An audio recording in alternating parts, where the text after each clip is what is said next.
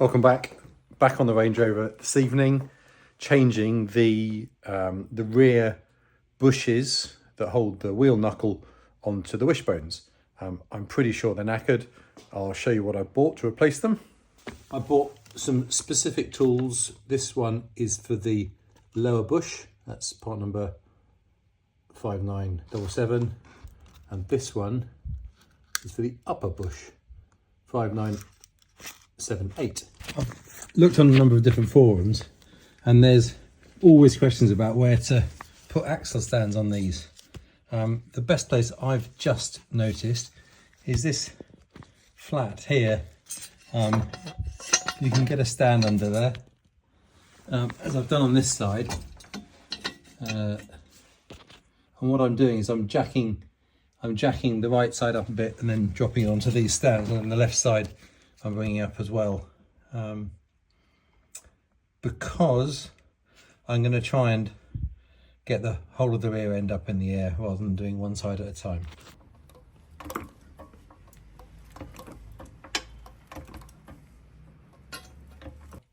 And that's the top bush that's got to come off, and there's the lower bush.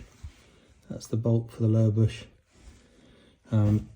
So what I'm going to do is just give everything a bit of a clean up and have a sweep up, and then cover it with some plus gas, and probably going to have a cup of tea. That side looks pretty similar, really. But anyway, let's give them a clean up. Yeah, so the next thing to do is mark the original position of this top bolt. I've chosen to mark with a centre punch. I noticed there's a point on the nut, which is at the thinnest end of this eccentric nut. So I've just put a centre punch mark there, and also there, to remind myself that it was done on the narrowest part of this washer. So that's where I'll try and get it back to when I refit the new one. I'm actually working on both sides of the car to try and do this job. Normally I'd do one side in total and then the other side, but I'm just trying to see if it's a bit quicker this way. So next task is to get these top bolts out. The bolt came off the nut fairly easily. I've just put a jack under this caliper. I don't know if this is going to flop out when I pull this bolt out, but I don't want it pulling the brake pipes and stuff. I've got the laser 5978 attached, and the idea is to screw that one so it pulls this one in to pull that top bearing out. So let's see how we go. This is very encouraging. I thought it could be a complete nightmare, but with this tool, I'm just turning it. It requires some force, but I don't know if you can see this. Let me see if I can zoom into that side. It's quite hard holding a phone and a spanner.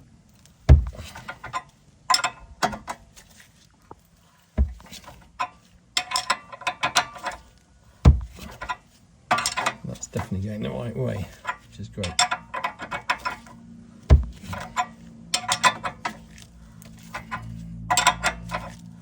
So I know these two tools were 180 quid for the pair, but there's some pretty clear instructions with the tool actually to do the whole job. You might have noticed I repositioned the trolley jack under the shock absorber mounting, because when this bolt did come out, this arm did ping upwards, which stretched the brake cable. So I should have undone this to start with. But let me ping this bolt, let me pull this bush out and put the new one in. Oh, that one came out nice and easy. Now let's look at doing that with some LED cloth inside and get the other one back in. I know engineer, but this side of the bush is got a taper on it and that side is flatter. So I'm guessing you push from that side, and that's the side that goes in first. Yes, this is going back in very well. Obviously a ratchet ring spanner will be quicker. I think the laser ratchet ring spanner is another 50 quid or something. I'm sure there's ones for less. That's the new bush pushed in. I've done both the top ones and I've got the bolt out of one of the bottom bushes. The bolt was a lot harder to get out, but I think it's just torqued up more. I'll check the torque settings, obviously, before I torque it all up at the end. But I'll show you the bottom one. There it is. So I've got the bolt out and you can see a circlip just here that needs to be removed. I can't really tell, to be honest, whether these bushes are knackered or not, but what I can show you is this bush moves around very, very easily. I can't imagine that the bush that's holding the forces that this one needs to hold would move quite that easily. But I may be wrong, so this whole job may be in vain, but we'll find out when it's done. Right, let's push this bush out with the other tool, which I'm really pleased with the way the top tool worked. It was brilliant. So let's hope this bottom one is the same. I just made my first mistake, which I think I sorted in time. The lower bush has to come out forwards because the circlip is on the rear side, and there's a lip on the front of the rear bush. So I've just reversed the tool. See if it comes out now. The bottom bush is harder than the top bush, but let me show you my nifty little rhythm I've got into. So the tool is fitted properly with the lower bush being extracted towards the front of the car. I tilt the hub forward enough with my left foot on this spanner, which then clears the shock absorber there, which means I can get a decent amount of turn on each application of the foot. It would be easier with a ratchet ring spanner, but actually this is working all right because first of all, my leg is much stronger than my arm, and it actually still requires quite a shove with my foot, so it would be quite difficult with my arm. Anyway, I'll keep pushing this one out, but hopefully the next side will be much quicker. The lower tool comes with two different cups, one to extract the old bush, one to push the new one in. That's the new bush ready to be pushed in with the other cup over it. So I'll just get that pushed in and then come to the next side. I think I'm just about done for the evening now. So I got this first lower one in. That's pushed in very nicely with the tool to have its circlip fitted, so I'll do that. And then I think I shall do the other one early tomorrow morning. Morning number 2 is quite early, and I've got one more bush to do, which is the driver's side lower bush. I've learned a few things along the way doing the passenger side, so I'll share those with you, because if I knew those to start with, the other side would be quicker, which hopefully this side's going to be. So I'll just make a start. This lower bolt is pretty tight. I think it's got an axle stand under the end of my extension bar to try and give it some leverage, or to support it when I press down on it.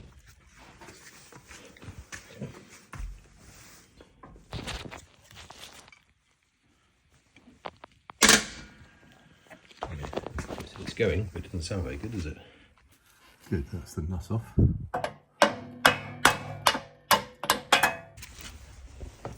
So with the nut out, you can just lift the knuckle away from the fixing, rest it on there. You can see the circlip. I'll give it a quick clean up. Getting this circlip out has been a pain. I'll show you.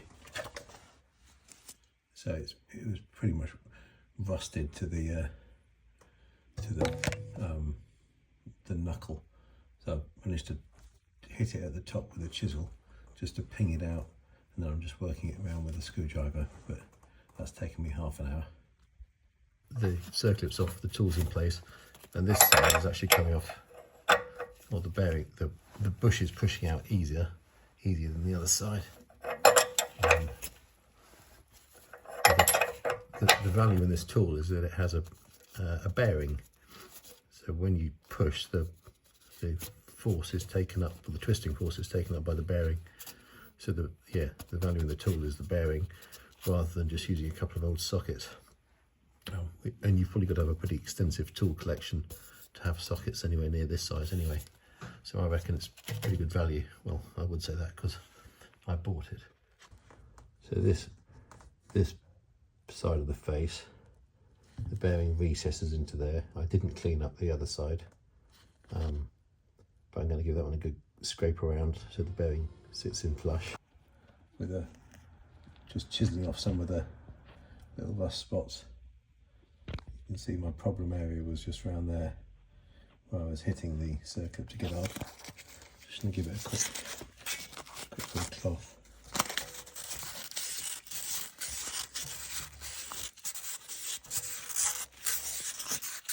Clean that face off and then ready to set the tool up to push it new one back in. I'm actually also going to put a smear of grease around this face, so when I go to put the circlip on, it hopefully goes on easier.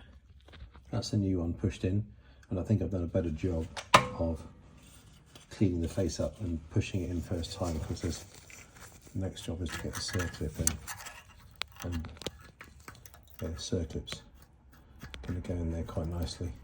Before it was a bit of a tight squeeze on the other side. So let's get that in, get the bolt on, and then get it torqued up.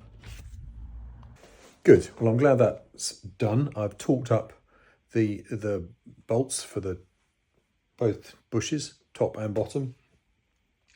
It's just a case of there's a few little wires to reconnect the brake hose mounting bracket. I'm taking the car down to Buckinghamshire this evening from Warwickshire, so hopefully I'll give it a good test drive, hopefully find a few undulations and imperfections in the roads to see if it's made a difference. Let's find out. On the first drive out, after having done the rear knuckle bushes, and so far it seems to be going fine. I'm looking for a particular pothole or actual drain cover that I know used to set the back of the car off. I can't quite remember where it is, to be honest. I know 3 coming in the opposite direction, but I'm sure I will find it. But anyway, first impressions, very good. So probably a job worth doing. I think it may have been the lower bushes that were actually worn out on my car, but probably good to change the top ones at the same time. This is quite a testing little bit of road, just at the top of Sunrising Hill on the way to Banbury. It's not a great surface. It's got some decent right-hand corners in, so that's a good way to test the left-hand side.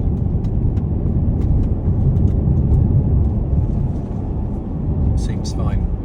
Yeah, much better, much more stable in the turn-in and also on the power through the corner. So I'm pleased with that.